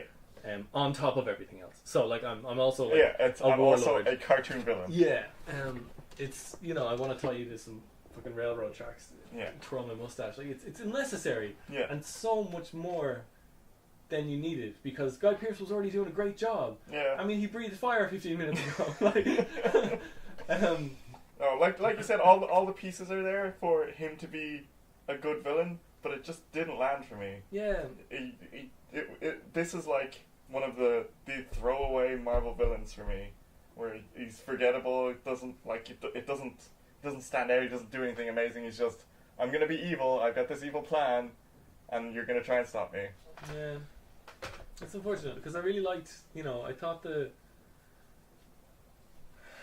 mean, it's the same as a lot of Marvel movies, the first act syndrome, where they just like have these incredible setups that don't pay off, and like the first act of this movie in particular was just so good. Like, it was just so good. It grabs you so well. Yeah. And like you really feel for this guy, this like poor put upon guy, because he's like Justin Hammer, but you like him. Yeah. He's endearing, you know. Yeah. He doesn't like his speech to Tony about like his side of events from 1999 in Switzerland was like probably like the best part of him as a villain. Where he's like, for the first 20 minutes, I thought you were actually going to show up, and then for the next hour, I thought about killing myself. Like, that was like the best part of him as a villain. You gave me one of the most valuable gifts anyone's ever given me, which is desperation. Desperation, yeah. And I want to return that gift. Like, I don't understand how you could write dialogue so well, and then also make him like a creepy rapist pervert, like a pervert dragon. Pervert dragon, yeah, fire breathing pervert. Like, who's why is he obsessed with Pepper? Like, Pepper didn't exist back then. If he had known Pepper or something back then maybe. But Pepper didn't even seem to work for the Stark organization at that time. Yeah. So unless did she say something about, like, she said something about him at that first meeting. She did know him, right? No, when he comes in, she's like, because you've changed. She recognized the fact that he didn't used to look like he does now. But she said something, but I can't remember what it was, about how she knew him. Yeah. But it wasn't like, when we had the flashback, she wasn't there, so we didn't get to see it. We were just told it.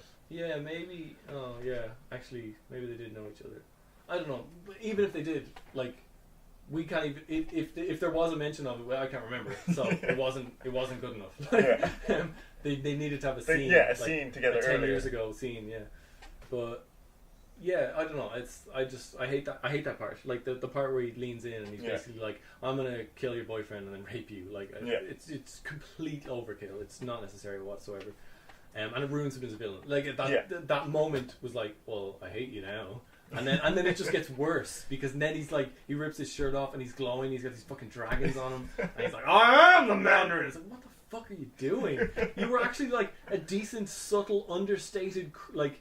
Intimidating, like scary guy. You were like the villain from the shadows that doesn't stay in the limelight. That was your plan. Yeah, and now you're here just like punching people with your glowing skin. Yeah, like, what are you the fight scene between him and Tony was pretty fantastic, where he's like ripping parts off of the suits, like cuts the leg off, or like Tony punches just through the ejects suits. himself in time a bunch of times. Yeah, but before that, when Pepper's trapped or something, and Tony's trying to get her out, and he pins Tony and like.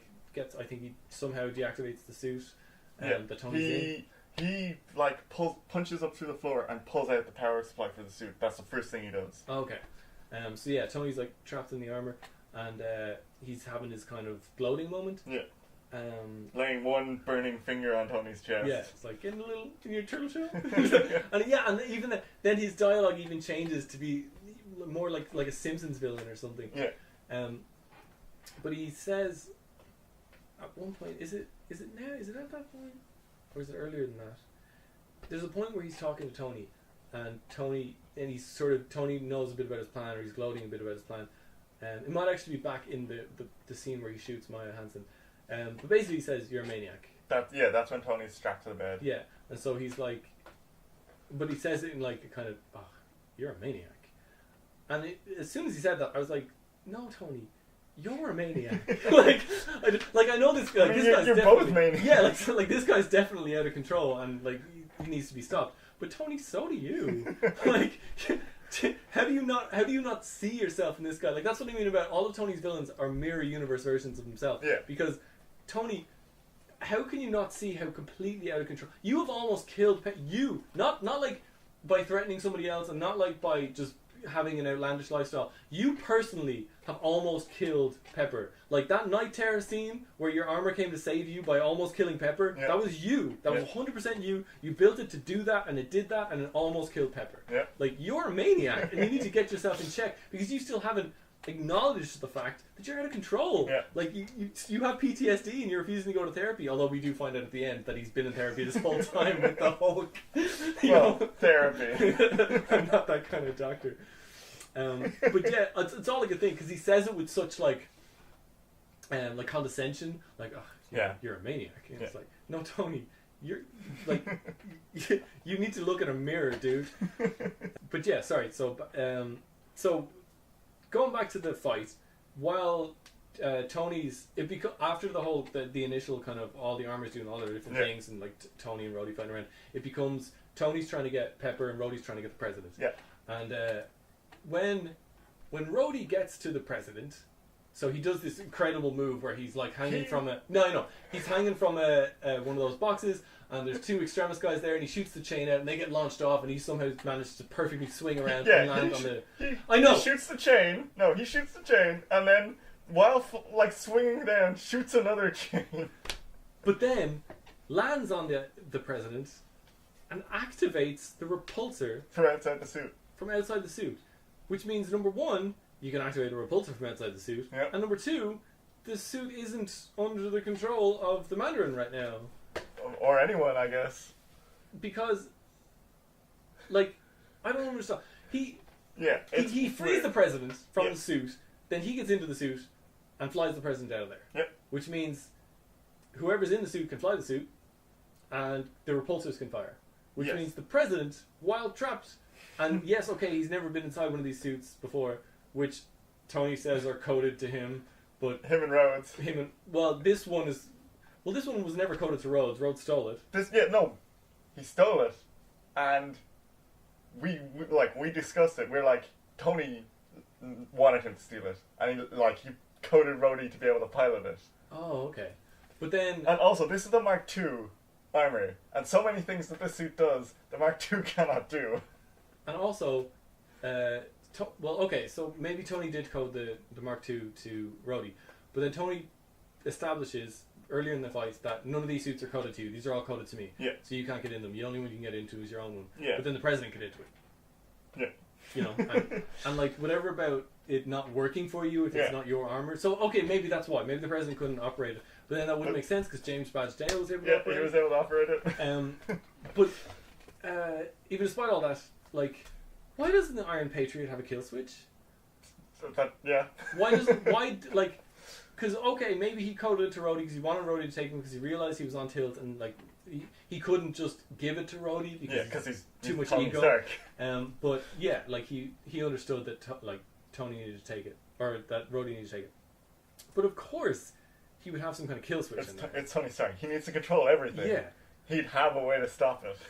I don't understand how any of that how they were able to get away with any of that stuff. Yeah. But again, another contrivance for the plot. And the thing is, you can it's okay to have a couple of these, especially in a movie this grandiose and in this genre where you sort of need certain things to happen. Yeah, right? Contrivances are part of superhero movies. They're necessary. Yeah, but there's too many. Yeah, there's literally just too many. Like whatever the quota is, they've exceeded it. And that's. Yeah, now that I've not just gone to the cinema and sat down and enjoyed it, now that I've actually paid attention and took notes and we're analysing it, I'm realising more and more that it just doesn't hold together at all. There's so many things that it's not even fun to discuss. I think 3 times we've actually just hit a pause in the conversation because as you think about this, you're like, well, that's just a bad movie. That's just bad writing. That's bad acting. You're like, what are you doing here? But yeah, so the president's rescued. Yeah. And then Tony's trying to save Pepper. Yeah. Another thing that happens here in this fight scene, 2 fake deaths. Well, I know. What was the... we have Pepper fake dies. I mean that has a point. That sort of motivates Tony for the rest of the fight. I'm gonna disagree with that, but go ahead. And then Killian fake dies. When Tony puts him in the suit. Right, yeah, I forgot about that. That suit just can't do anything right. But yeah, so the president gets away with Rhodey, and then Tony's sort of... Basically, the whole thing is coming apart. Yeah. And she's still pinned in by this thing. Not pinned, but she's hanging from this thing and reaching for Tony, and he's just too far away. And he's like, you need to just let go, just fall, and I'll catch you. And so she does it, she trusts him. They have a moment. She doesn't do it. It knocks something, and she slips. Oh really? Yeah, just before she's about to let go, it knocks and she slips. Oh. And that's why he missed the catch or whatever, because their hands nearly touched, but she wasn't ready. There's I think that was the point there that she was gonna do it, but then it jostled her. Oh okay. But anyway, she falls to her death, and then like Tony's very angry. he's as if he wasn't already motivated enough to stop this guy. But yeah, so they have a kind of classic running at each other, and I actually like whatever about how fucking creepy and over the top he took the character. Yeah. That's the scene where they're running at each other on the catwalk, and Mandarin sort of opens his arms like, I can't wait for this. Oh, I just love that. It's so kind of, oof, I'm ready for this fight. It's cool. And then, like, you know, Mandarin does the high flying punch, and Tony does the smart thing, which is duck under him and get to a suit. Yeah. Slides on a graded walkway. We'll add it to the list of contrivances. Yeah. But he gets to a suit, and then they have the kind of multi-suit fight. Yeah, the multi-suit dismantling fight. Yeah, where he's just like heating up his arms and cutting through a bunch of suits, and Tony's ejecting and jumping into new ones and trying to use the different suits' different powers to try and overcome them somehow, and nothing works. And he gets kicked to not the ground, but like a lower level. They're on like the highest level, and he's like, "Look at us on the roof," and he kicks him onto a lower level. Yeah, and just when Tony thinks all hope is lost, looks in the distance. The prodigal son returns. Mark 42, and this is hilarious because the Mark 42 like slows itself up and it's coming in to like attach itself to Tony. Yeah, clips something. Yeah, it falls to pieces. And immediately disassembles. Now, that's hilarious, and that by itself would be really funny. Okay. Yeah. Immediately after that, Tony goes, whatever. You know, in a classic kind of whatever, I don't care. Yeah. I'm going to be purely sarcastic about everything. Yeah. But Pepper died 20 seconds ago.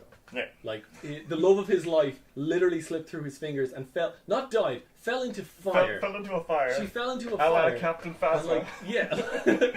And hopefully the fall killed her. But if not, she burned to death. Yeah. And that's something that's in his mind. You know, whether he likes it or not, he's thinking, I hope the impact killed her, because otherwise, as I am fighting this man, she's burning to death. Yeah. Now, I know this is not something you're really supposed to think about because it's popcorn cinema and this is a superhero movie, but again, this is the first movie that's dealing with the psychological implications of the madness that is the MCU. All of this fucking crazy. All of this unbelievable violence. Like, the scale of this violence is just, it's inconceivable. And he even says it to her. Like, that's his term. Yeah. Is like, he says, when you experience something so grandiose that you can't even after it's over, you can't explain it. Yeah. Like, you can't reconcile it in your own mind. How do you deal with that? Yeah. And that's the position he finds himself in. So if that's, you know, so like I'm saying, I understand this is popcorn cinema and that we're not supposed to take anything that like too seriously. Yeah. But if that's the premise you're basing this movie on, that this man is trying to come to grips with the grandiosity of his undertaking and like becoming Iron Man and trying to fight these incredible odds and like get involved in these battles on a scale that no human can properly conceive, then when his only link, and he says it like 2 or 3 times through the movie, the only thing holding him together, the only thing keeping him human, is taken from him in like a brutal way. To have like a sort of 30 to 60 second fight where he's bested, and then knocked to the ground, and then his armor shows up, and it's played for laughs that it comes in and crashes, and then he just says like whatever. Yeah. You know? And it's not like a I give up on life, whatever, it's a I'm hilarious. You know? Yeah. Like, isn't it hilarious? And I make these ridiculous suits and they fall to pieces. Yeah. This one specifically. I didn't like it. I thought it betrayed literally everything that they were trying to do in this movie. Yeah. And I did like that he ultimately used the suit in an unexpected way, which is like instead of summoning it to him, he sent it to Killian and blew it up. Yeah. Which it didn't work because the Mark 42 can't do anything right. It didn't even destroy itself. Really. Yeah, like the helmet lands and he's looking at it, and like there's 2 readings because you can look at it and think like he's wondering is Killian's head inside that. Yeah. But then if you think even further, you're like he's just looking at it like you fucking failure. Like you couldn't even explode. But yeah, so there's the fake killing of Killian. Yeah. And then he goes to the ground and no, she saves him from Killian. Yeah, so like he's lying there, it's like the helmet pops out, then the face pops off, and then Killian like laughs or something and walks out of the fire. Stumbles out of the fire. And it's like all magma-y looking, and he's standing there with his arms wide, and then Pepper smacks him with a pipe. And then it's revealed that Pepper's alive. And then the suits are coming in and they're targeting Pepper because she's heat. Yeah, they're targeting the extremist heat signatures. And he's trying to stop them, but he hasn't got his earpiece in. Which is probably the only time in the entire history of the MCU that these magical earpieces that are always in everyone's ears, no matter what the situation, that are invisible, has failed somebody. Yeah. But then Pepper gets like a fucking fantastic scene where she basically rock bottoms an Iron Man suit by using Tony as her jumping platform. She runs a Tony. Like, are you mad at me? And then launches off of him, punches through the suit, and slams it to the ground. Yeah. It's fucking awesome. Then cuts off its arm. Puts on its arm and punches Killian with it, and then and then pulls the. No, then there's a missile on the ground. Okay. And she kicks it and then shoots it with the repulsor. Yeah, that was pretty cool. That was when that happened. I thought maybe she'll be like an Iron Lady, like maybe. Yeah. That'll be. You know what, or maybe she'd stop her exploding, but she'd still have extremist powers. Yeah, and she get to fight. You know? Because what's she gonna do in Infinity War? You know, run logistics. It just seems like a waste because it means coming into Infinity War, one of the longest running characters in the MCU, one of the most featured. Yeah, one of the characters who's been in the most movies. I would argue she's probably been in almost as many movies as Nick Fury. 4 so far. Yeah.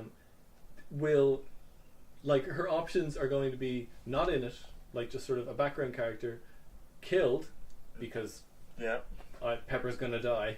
Lots of people are probably. Yeah, or she'll be some kind of hostage that Tony has to rescue, or like a damsel. A damsel, yeah. Which I would not be happy with. They can't damsel her. Yeah. They haven't so far, really. No, we made that. They did a bit here, but she sort of saved herself. Yeah. Yeah, I mean they caught her and fucked her up with Extremis. She survived that, turned it to her advantage. She saved Tony twice in this movie. Yeah. Yeah, that's true. She saved herself. She was in the damsel position, but then saved herself. Turned the tables, and that's why I was really hoping that this was going to be Pepper Ascends. You know, this was going to be the kind of since the whole Tony Pepper relationship has always been about they're the only adults. They're the only people who have an adult relationship that isn't eternal unrequited love or puppy love or they're just two grown-ups who have a deep affection for each other, and it has its ups and downs. Misfunctional affection, but they clearly love each other. Yeah. And it's that instead of it being a case of it gets to the end of the movie and Tony has to decide I will lay down the Iron Man mantle and blow up all of my suits in a massive gesture. It would be no, we're going to compromise. You can continue to be Iron Man, but I'm going to be fucking Extremis Lady. Yeah. I thought that would be better, you know? And I mean, obviously they're going to have Gwyneth Paltrow in the movies, so why not give her more to do, you know? They gave Happy more to do.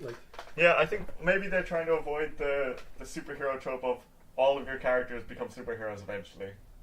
Everybody, if you watch any of the Arrowverse stuff, all of the supporting cast have become superheroes or superhero-esque. Okay.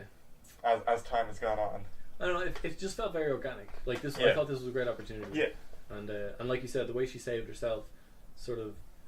A lot of this movie, they what's the word? Subverted the tropes. Didn't use the armor the way you would expect. The Mandarin wasn't what you expected. It was kind of a other movie that did that. Last Jedi. Sorry. This sort of omnipopular genre subversion thing. I really like it. You know, it's.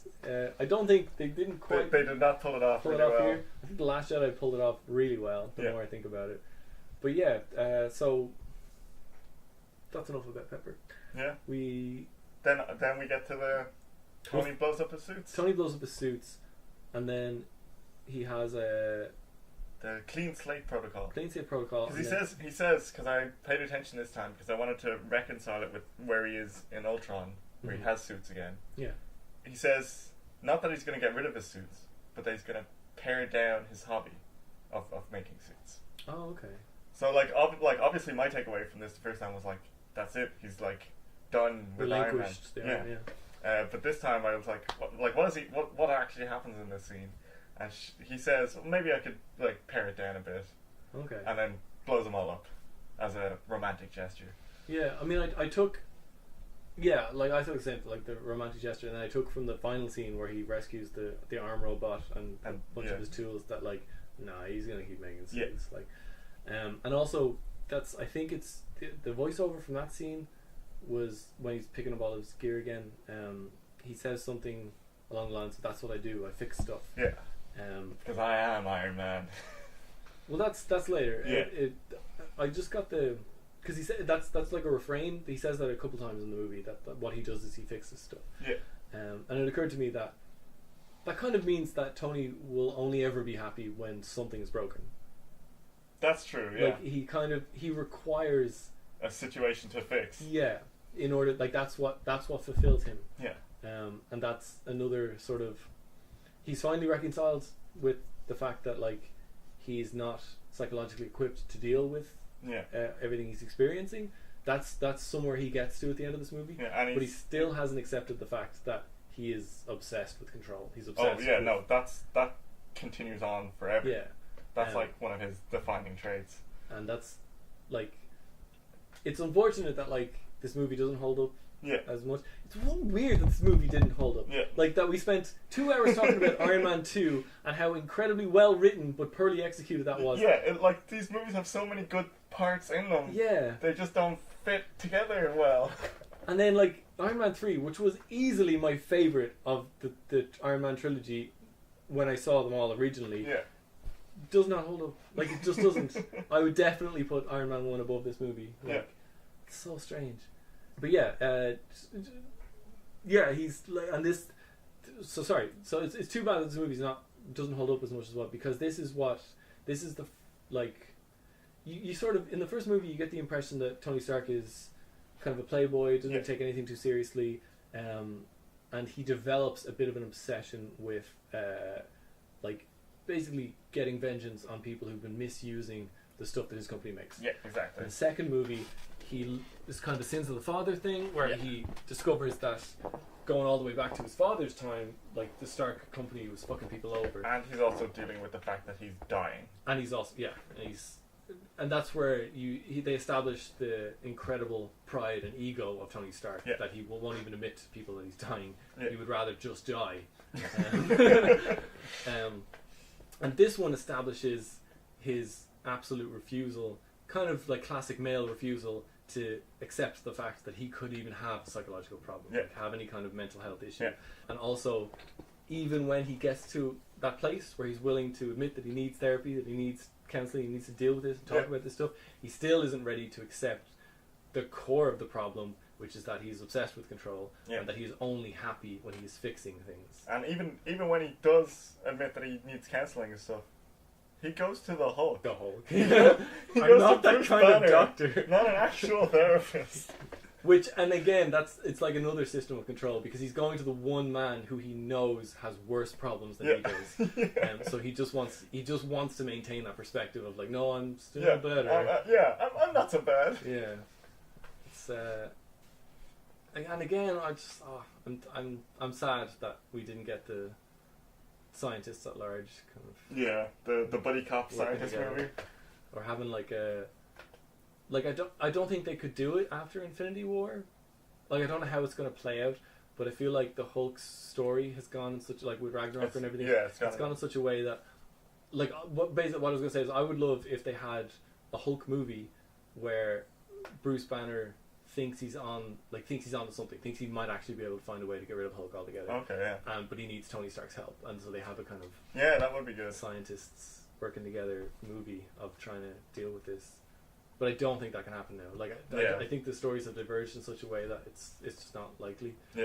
Especially because I think he'll be on Cap's team. Like, I think when he comes back, assuming they don't just gloss over that, it's like, oh, Thanos is here, let's all work together. Yeah. Assuming there's an actual, no, we need to deal with our philosophical differences, which I hope they do, because that's kind of been the most interesting. Yeah, the whole Civil War plot line. That's they earned that, and I feel like they should cash that in. Yeah, capitalize on it. Like if Captain America and Iron Man are already allies by the end of Iron Man or Infinity War at 1, the start of Infinity War 1 even. At the start it'd be terrible. Like that, I would fucking hate the movie right from the off. But even at the end, like I think Infinity War 1 should be Civil War 2. It should be like this is their reconciliation story. Yeah. So like obviously Iron Man's going to try and fight Thanos his way. Captain's going to try and fight him his way. They're both going to fail. Somebody hopefully will die. Yeah. And then they will recognize that we're going to have to work together. Yeah. To take this guy down, and that we should have always been working together, and that we're not actually that different. Like, what were we doing? You know? Yeah. Petty squabbles. And you know, I may be a 90-year-old oft frozen World War II veteran with like no concept of the modern world and real quaint notions and ideals, but you're a fucking monster. Like, you are a maniac and you are out of control, and you're the one telling us that we need to be put in check. Tony, you're a psychopath. Look in the fucking mirror for once. I would love that's because I think he would listen to Cap. I think every scene they have makes me feel like the pen scene. Yeah. Like Tony, it's a real fine line. Tony wants to be in control. He wants to be like, I'm leading this conversation. I'm the leader I'm of the the smartest Avengers. man in the room. I'm the smartest I know guy what's in the right. room. Yeah. But he is forced to admit to himself, like, every time he has an interaction with Captain America, Captain's right. Yeah. He's right. And I know he's right, and I hate him for being right. I want to punch him in his perfect teeth. Yeah. But he's right. Fuck him for that. And I really want there to be a kind of a come to blows scene between the two of them where I would love if he actually just grabbed him by the back of the head and shoved his face in a mirror and was like, look at yourself. Look at what you've become. Yeah. And that could be like the sort of the germ from which their friendship grows. Yeah. Like, we'll have to keep this in mind for when we get to Civil War and we get to that scene at the end, the fight scene. Yeah. Oh god, that scene. My father made that shield. Like, and that's going to be. I mean, you know, that's going to be the end of Infinity War 1. Is Iron Man handing back the shield? You know, like, you know, you earned this. You know, that kind of something along those lines. But yeah, I can't wait for Civil War. Oh Jesus, I can't wait to fucking talk about Civil War. I also can't wait. I'm really surprised that they didn't bring it up constantly. But like, we just saw Black Panther yesterday. Oh yeah. Oh my god, I have so many feelings about that movie. There's just so much in it.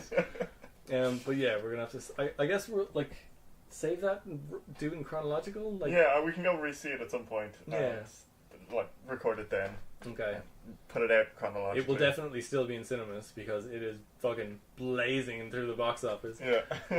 But yeah, did you cover everything you knew about? Yeah, pretty much. The last thing I want to say was that the one shot, like, added a lot to this movie. Yeah, which they didn't all do that. Yeah, this one shot specifically had a big effect on how I felt about the movie compared to the other ones. They're just sort of throwaways. I wonder, was the one shot a reaction to the Mandarin? It could have been. Like, maybe I don't know the timings of when it was filmed and when they were released or anything. Like, if there was a gap, I wonder, or even if there wasn't a gap, maybe they just, after making the movie, like Kevin Feige watched the movie and was like, they're gonna hate this. Well, they're gonna hate this one specific part. Yeah. It's like, maybe when you're doing your one shot, you should establish that the Mandarin. Yeah, or maybe they're like, this is gonna be contentious. Let's film this one shot so that for the real hardcore fans, there's something in there for them. Yeah, and it was so well done. Because even when he opens the camcorder and it starts making a gun, it didn't occur to me that this guy works for the Mandarin. I was like, he's just here to kill Trevor for whatever reason. Yeah. Maybe he works for the Nazis. Because people want to kill Trevor. Yeah, everybody wants to kill Trevor, and technically Trevor was responsible for a lot of American deaths. Yeah. So there's no reason why some guy might not want to kill, especially the guy who tried to kill Superman. But yeah, even when that happened and he takes everybody out and then he starts getting religious. He takes when he took his jacket off, I was like, oh wait, what? What's going on here? And he starts saying kind of vaguely religious and portentous stuff, and like, oh, but yeah, oh, I'd love it. The Mandarin came back. Yeah.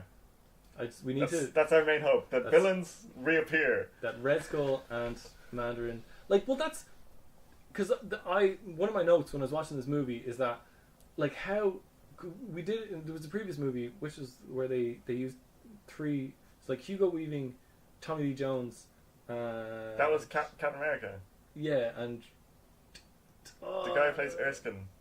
His name is Stanley Tucci. Yeah. Just like threw him away in one movie. Yeah. And I was gonna say they did the same thing here, where they got Guy Pearce, Ben Kingsley, and somebody. JBD.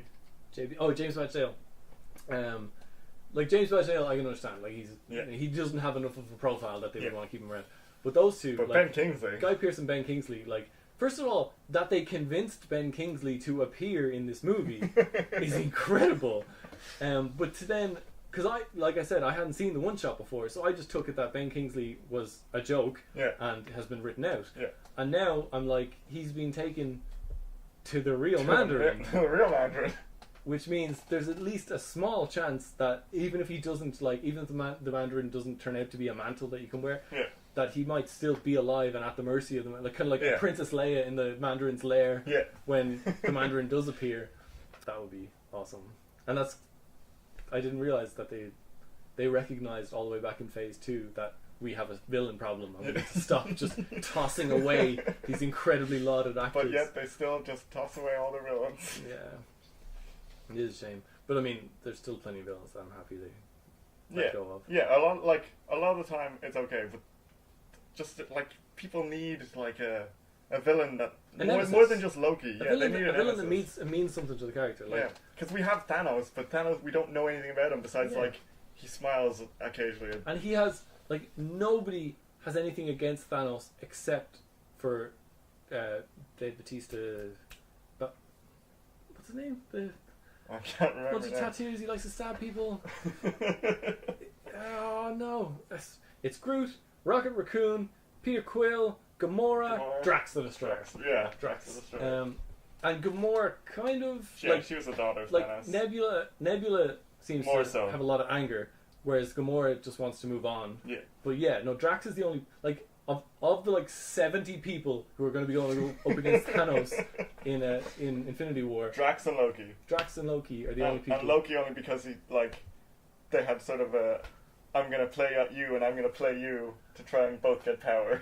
But there's this... Oh, I can't talk about it. Yeah, don't say anything. Sorry. But yeah, it's just... We don't know. Yeah, we don't know. They could have incredible ideas that we haven't thought of. Yeah. It's gonna tie everything together.